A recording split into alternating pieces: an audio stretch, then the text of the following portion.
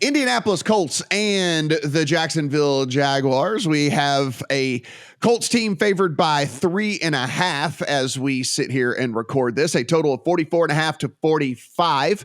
We know how this went. The Colts looked absolutely horrible in week one.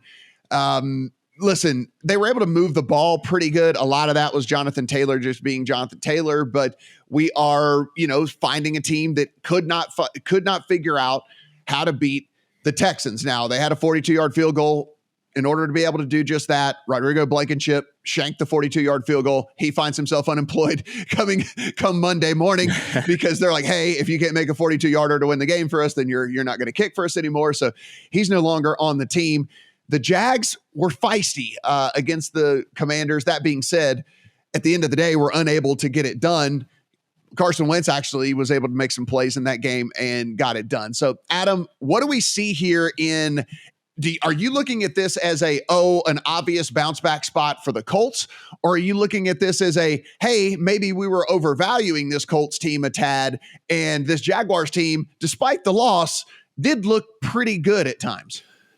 What I'm looking at is this is a pass for me entirely because these are two teams that I don't feel like I know a whole lot about coming out of week one. I would especially keep an eye on the injury report in this game. The Colts beat guys are saying that Buckner's limited, Pittman's limited. We're not sure who's practicing and who's going to be available. And so something's weird to me in a game where we look at Matt Ryan and that offense going for 500 plus yards and only able to put up 3 points in the first three quarters. Like something's not right with what's going on in Indianapolis right now. On the other side with Jacksonville, I watched a lot of Trevor Lawrence because I told you last week, I think it's one of the biggest questions in the NFL this year. Who's Trevor Lawrence going to be? And man, is that a mixed bag right now. And it's not just a matter of the offensive line, but if you just watch throw for throw with Trevor Lawrence right now, there are accuracy issues for him that might take a little while to work out. So if you forced me onto a side, you would force me onto Jacksonville with the points, but I'll pass on this game entirely. Steven, Adam brought up the big point here, which actually did put me on the Jags. I have the Jags at +4 ticket in the account. It was shortly thereafter when this went off the 4 to 3.5.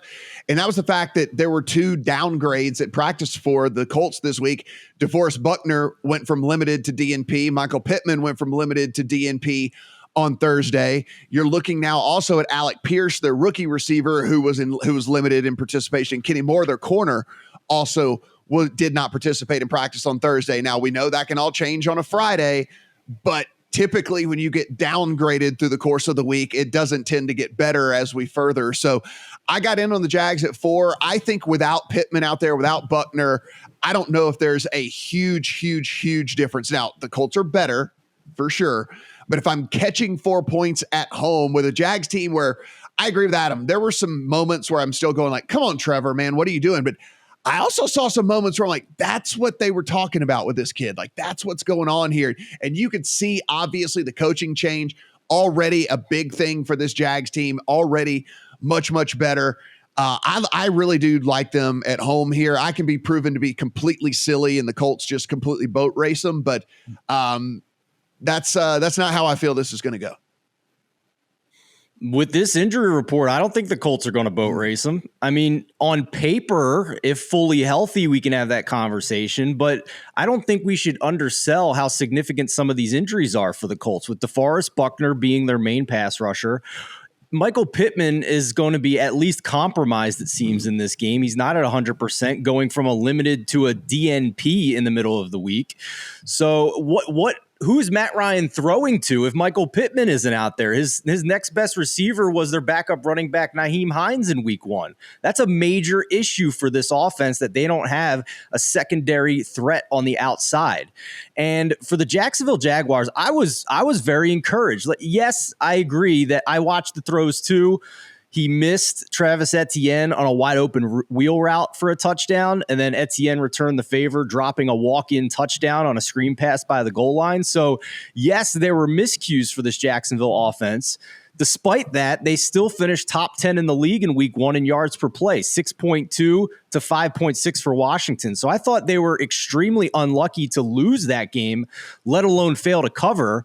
And these are situations where I want to come back in and bet them again, especially as a home underdog at more than a field goal. So, and especially when your opponent has injury concerns at very key positions for them. And the last thing I'll mention too is that, you know, we all assumed coming into the season that the Indianapolis Colts had an elite offensive line, but in week one, red flag for me, 24th in pass block win rate against the Houston Texans front seven that was supposed to be bottom of the barrel. And now they play a Jacksonville front seven that does have some young, talented pass rushers. They were 8th in pass rush win rate against what most people would agree is an above average Washington offensive line. So I think a lot of reasons to like this spot for Jacksonville. And even if I didn't already bet it at 4, I would still bet them at plus 3.5. And I like the utilization of those receivers. Again, like we don't, whether we think they got overpaid or not, that's irrelevant, right? I mean, that's not, it doesn't matter how we handicap games, but I liked the way that they were looking at these receivers, right? And the way that they were using Christian Kirk and Zay Jones and things like that. Like, I think that there are some real positives here for this. Yeah, team. they don't have a number 1, but they have some solid number 2s and number 3s. And yet, listen, the Jags secondary stinks, but this is not Terry McLaurin and Curtis Samuel and Jahan Dotson that they're going up against this week, especially if Pittman's banged up.